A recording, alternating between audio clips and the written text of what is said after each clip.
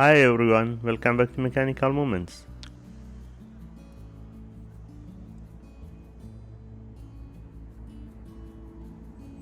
Okay, let's start with this one honestly. I didn't expect much from this watch.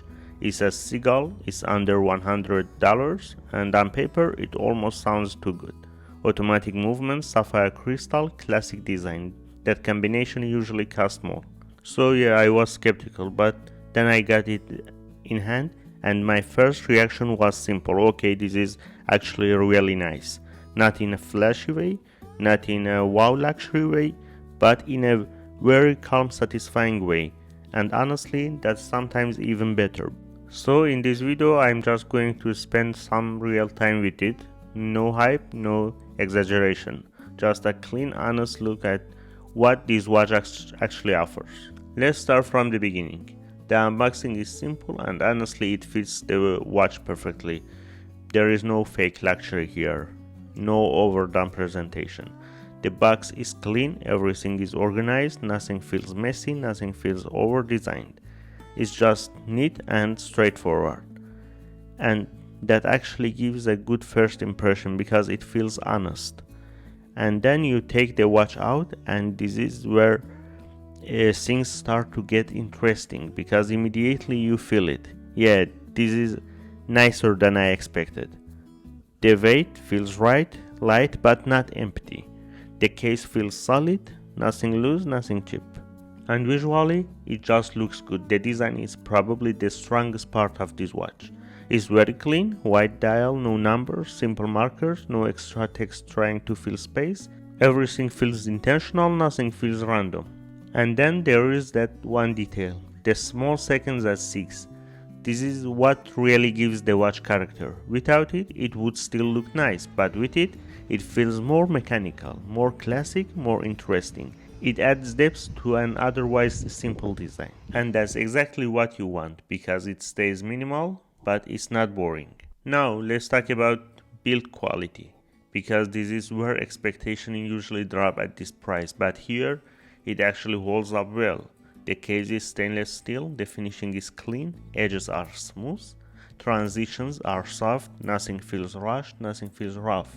Is it luxury level finishing? No, but it doesn't need to be, because it already feels well above what you'd expect at this price. And that's the key point. Now the crystal, this is a big one. It's sapphire and at this price, that's a strong advantage, because it makes the watch feel more durable, more long term, more you can just wear it without thinking too much. And that's important because a watch should feel easy to live with. Now let's flip it over. You get a transparent case back. You can see the movement inside the Seagull ST17. This is a simple automatic movement, nothing complicated, but it's reliable and more importantly, it gives you that real mechanical feeling. You see the rotor moving, you see the gears working, and that connection, that's what people enjoy about mechanical watches. It's not about perfect accuracy, it's about the experience, and this watch gives you that experience in a very accessible way. Now let's talk about how it wears, because this is where everything comes together. 40mm, about 10mm thick. On paper pretty standard, but on the wrist it feels very balanced. Yes, it's slightly larger than traditional dress watches, but in a modern context it actually works better. It feels current, easy to wear, not too small, not too big. And the thin case makes a big difference. It sits close to the wrist, it slides under a shirt easily, it doesn't feel bulky, it feels comfortable. And that comfort is something you notice over time, because after a few days you stop thinking about the watch. It just becomes part of your day, and that's a very good sign. Now, a few small things to keep in mind. The strap is decent, it looks good, it works, but if you ever decide to upgrade it, the watch will feel even better.